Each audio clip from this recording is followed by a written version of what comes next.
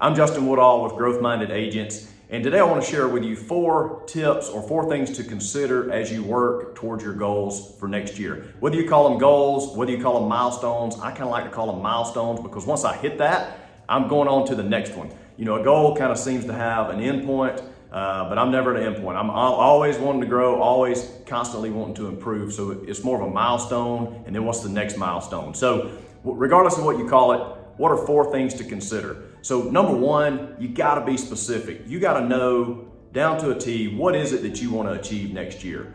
You know, it can't be vague, like I wanna sell more houses, or I wanna work less hours, or you know, whatever it may be. Be specific. I wanna sell 50 homes. You know, I wanna sell a home a week. I wanna sell 24 homes. I wanna sell 2 a month. Whatever the case is, set that as a specific target and a specific goal.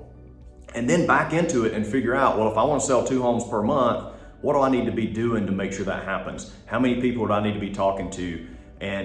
But be very specific as you're laying out these goals. The number 2 thing you need to be thinking about is, are you 100% committed to making it happen? It's not I want to do this, or I'm gonna try to do this. It's I am gonna do this. You have to be 100% committed to achieving whatever it is. And if you're not 100% committed to achieving it, then don't set it as your goal, don't set it as your milestone. So commitment is number 2. Number 3, you need to set some goals or milestones in all areas of your life, not just related to your business. So what do you want to accomplish with your business, with your real estate sales, in your finances this year? That is one component. But life is a lot more than that. So what is it that you want to accomplish with your family, with your spouse, or with your kids, or with your parents, or with your siblings, or friends? You know, with that family and friends component, what is it that you want to accomplish there? Is it a certain number of date nights? Is it a certain number of trips, family trips, vacations?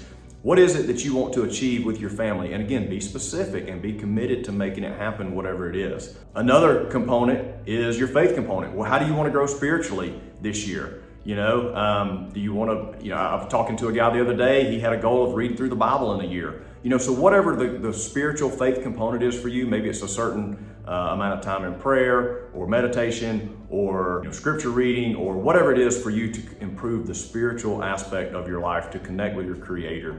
And then lastly, your fitness component. What is it that you want to do with your body? Nothing, you can't do anything if your body's not functioning right. So is it eating a certain diet? Is it exercising a certain amount of time? Is it running a marathon or a half marathon or a 5K? You know, what are your physical fitness goals for the year? So I encourage you to set goals and milestones in all those areas, not just your business.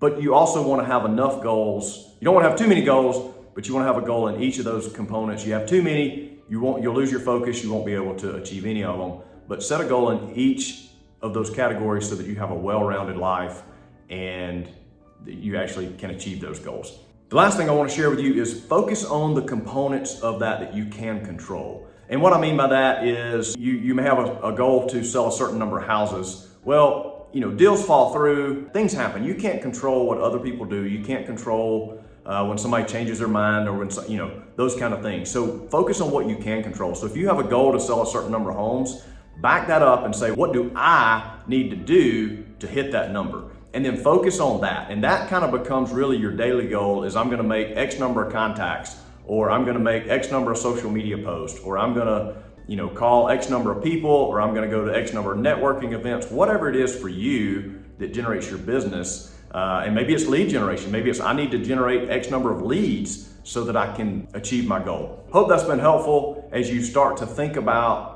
your goals for 2024. If you haven't thought about them yet, I hope this video will spur you into action to think about what is it that you want to achieve for next year. Go be great today.